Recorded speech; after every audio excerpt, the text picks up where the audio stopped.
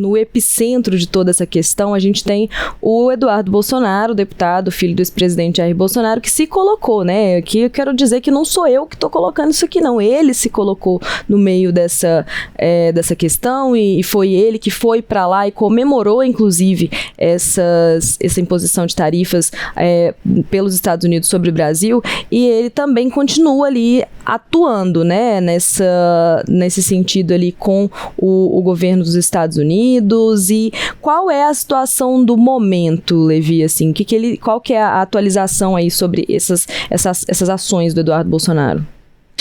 E ele continua trocando farpas, inclusive com aliados, né? Com o governador de São Paulo, Tarcísio de Freitas, que ele chegou a dizer inicialmente que Tarcísio mostrava uma subserviência servil a interesses econômicos quando Tarcísio defendeu negociação com empresários americanos. Depois teria havido ali uma trégua entre os dois e agora Eduardo Bolsonaro voltou a artilharia ao governador de São Paulo, dizendo: é hora de tirarem, é hora dos homens tirarem os adultos da sala. Ele escreveu isso ontem nas redes sociais. Depois, isso respondendo a uma fala de Tarcísio, que disse: a pior agressão à soberania é a divisão interna, que enfraquece o país.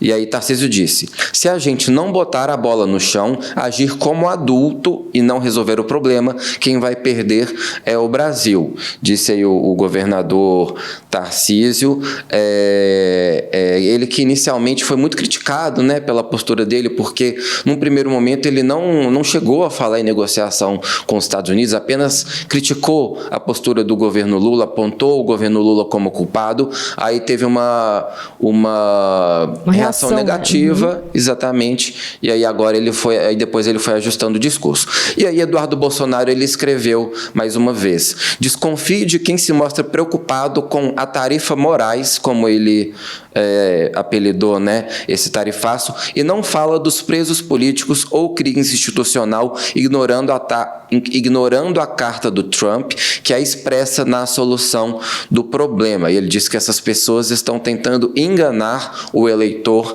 e jogar para a plateia.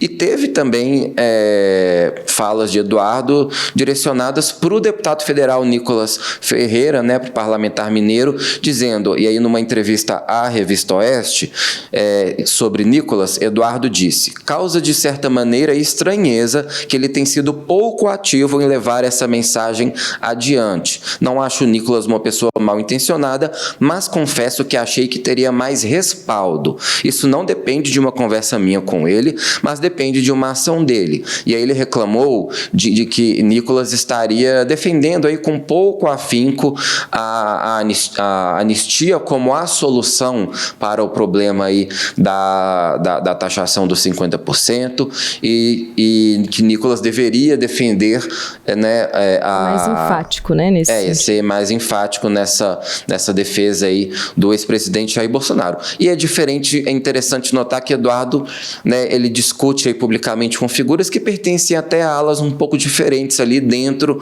do bolsonarismo. Tarcísio é apontado como sendo de um grupo menos radical, que busca transmitir uma imagem um pouco mais institucional, né, até porque ele tem ali as suas pretensões eleitorais, é apontado como possível presidenciável para as eleições aí de 2026, então ele precisa atrair um eleitor mais ao centro, enquanto que Nicolas é colocado na ala mais ideológica, que em tese seria mais próximo até do próprio Eduardo Bolsonaro, mas alguns deputados acho que agora estão até evitando falar um pouco mais desse assunto, porque existe aí uma perspectiva até de um agravamento dessas sanções, que poderiam atingir até mesmo membros, né, do parlamento, como o presidente da Câmara, Hugo Mota, e alguns deputados bolsonaristas estariam evitando se indispor também nesse sentido. E aí teve uma fala até do presidente Lula na sexta-feira, né, ele estava ali numa agenda junto com outros deputados de esquerda, estava lá o Guilherme Boulos, por exemplo, do PSOL,